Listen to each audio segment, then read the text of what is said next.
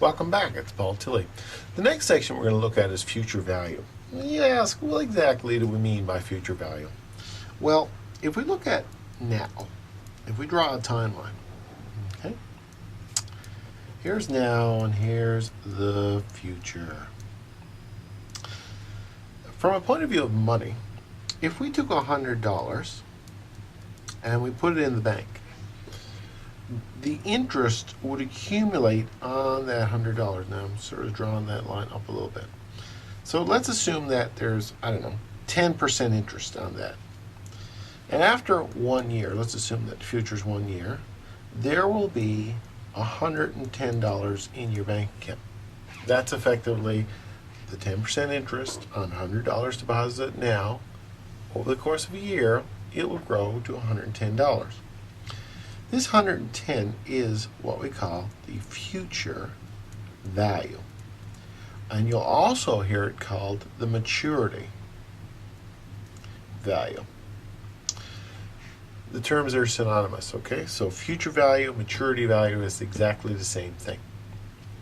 So the question is, then, how do we calculate future value? Well, so far we have learned this important concept that interest is a combination of the principal multiplied by the rate multiplied by the time.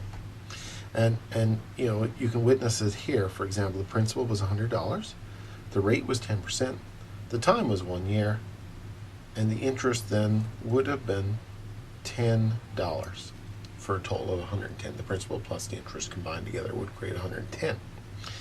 So using this, and we can really say, well, if we look at this, we know that the future value, which we designate as an S, it's an S for future value. So I'm going to write future value below it here. Okay, the future value is really then the present value plus the interest. And we've witnessed here in this little example I've given, the present value is 100, the 10% interest gets added to it, and the future value is 110. So the principal in this case was 100, the interest in this case was 10, so the future value then is 110. So with these two formulas, this one here and this one here, we can couple those together, because the fact of the matter is that we have I solved for with PRT. So actually we can take this bit right here and plug in to I. So this will create a new formula that basically says this: S equals P plus, I'll put it in brackets, P times R times T. And all I've done is taken, this is what I is equal to PRT. I've taken the PRT and I've slid it into the I spot. So we get this new formula. S is P plus P times R times T. Now we can simplify that formula by writing it like this. S equals, we'll take P outside the bracket, and 1 plus RT. So this formula here, S equals P outside of 1 plus RT, is known as the future value formula. And if you look in the course, you will see all kinds of content with regards to an explanation of that. So let's apply some of these simple concepts now to some of the problems. So I want you to take a look at 6.3, okay? This is our exercise 6.3, and that's on page 200. Let's take a look at the very first one. And the first example here says, what will be the maturity value? So we're looking for, remember I said the maturity value and the future value is the same thing? So we're looking for this future value. What will be the maturity value after 7 months? So the time is 7 months. of $2,950. Well, this is the present value then is $2,950. And the rate of interest, if we had to find a rate here, the rate would be, according to the problem, 4.5% or 4.5%, which in a decimal term is 0.45. So here we got the basic information. We're looking for the future value, and future value is denoted with an S. So we're looking for S, and we have T. So let's and P and R. So let's just plug it into the formula. S equals P 1 plus RT. Okay. So we're looking for S. How convenient. S is P. It's 2950. 1 plus, and I'll put that in brackets because we do the multiplication first. R is 0.045 times T, and T is 7 months, 7 out of 12. Remember, it's always done in a portion of a year. If we ran the calculator on that, we would find S equals 302,744. So this means that if we took $2,950, we put it in for 7 months, earning 4.5% annual interest. At the end of it all, we'd have $3,027. So just to kind of put it on a timeline, 2,950 was the present value. It went along on our timeline, earning 4.5% for 7 months.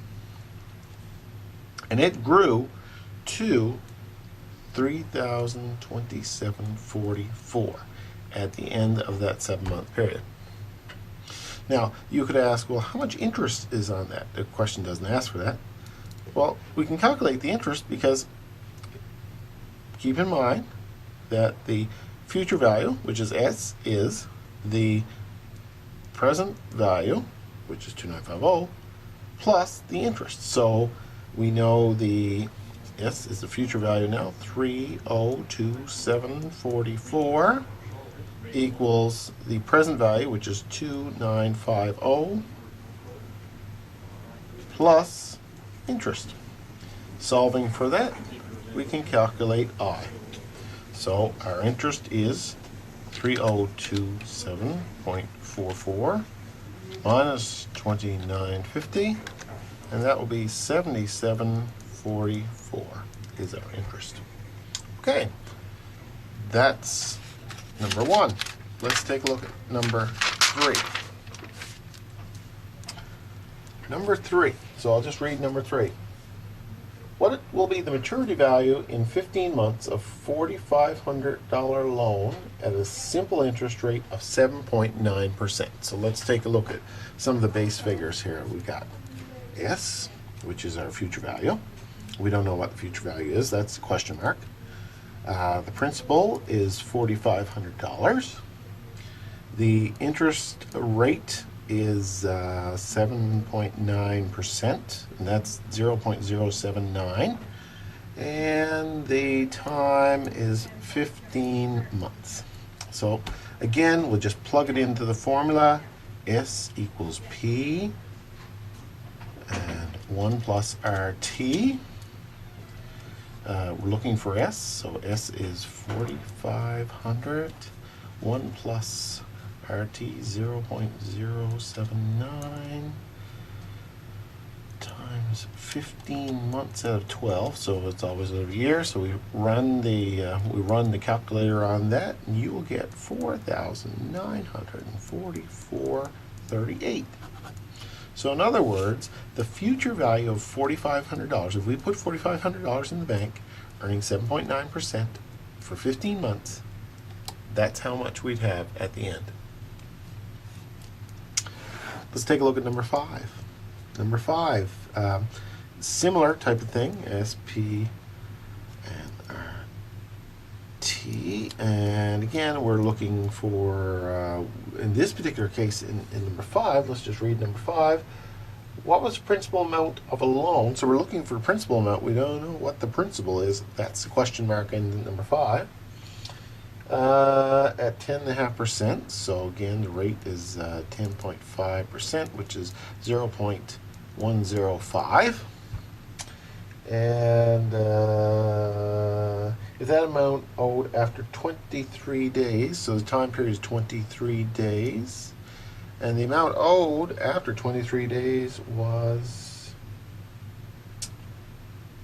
785.16. 785.16. So again, just draw that little number line. 20 days are going by. 785.16 is owed at that point. So we're looking for this number here. What was it originally? Now, when you think about it, that number has to be less, right? This is before. This is everything is. We're saying in the future is worth this amount. So in the past, it must be worth some lesser amount because there's interest on this, right? 10.5% interest, 23 days. Well, how can we figure out that amount? Well, again, we just use our simple formula. S is P1 plus RT.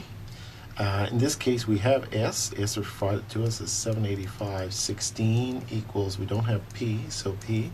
1 plus R, and R is 0.105 times to T, which is 23 days. So we got to convert that to year 23,365. Okay, so that's 785.16 equals P outside of 1.606616. If we do the math on that, we can do a little jiggling on the math here. The P is the same as 785.16 divided by 1.606616.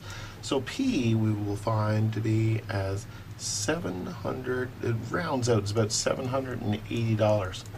So essentially, what we had was $780 to start with.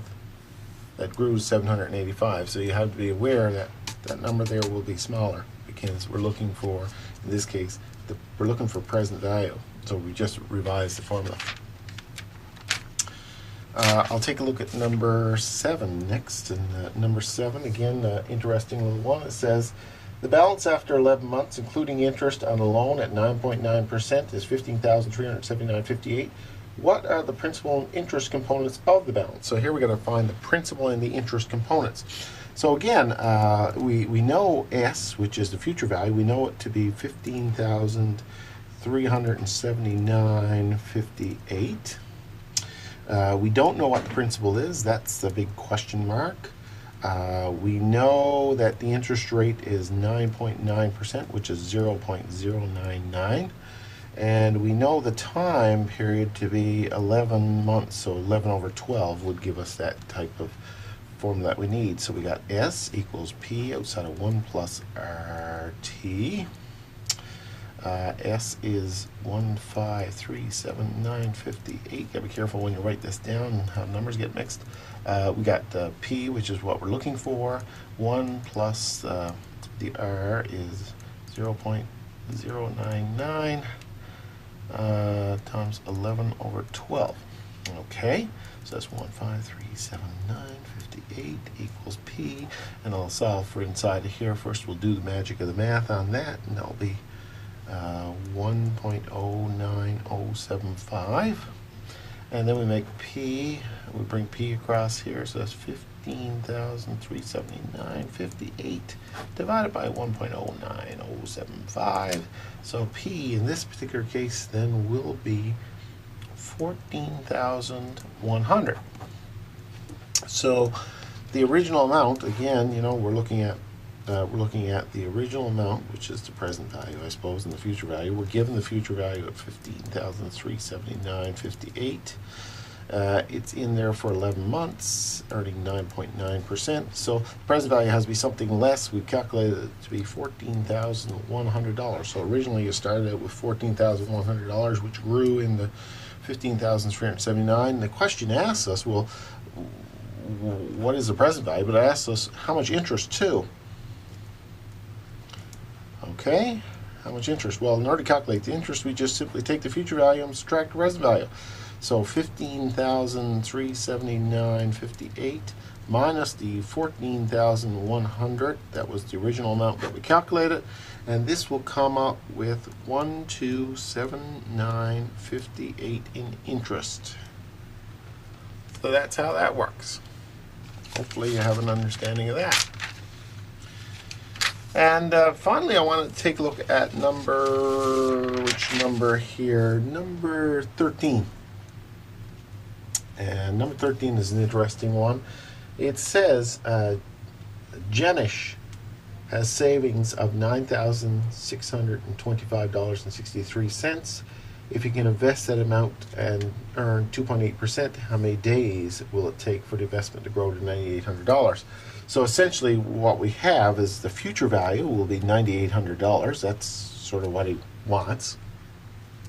We're given the present value too. We know how much he has now, which is $9,625.63. We know the rate of interest is 2.8%, which is 0.028. And time is the trick here. We don't know what time is. So again, we put our basic formula together, P1 plus RT. And this is where good knowledge of algebra comes in, because you got to be able to manipulate the figures. So we got, for S, we're going to be $9,800. For P is 9,625.63. And then 1 plus R, which is 0.028,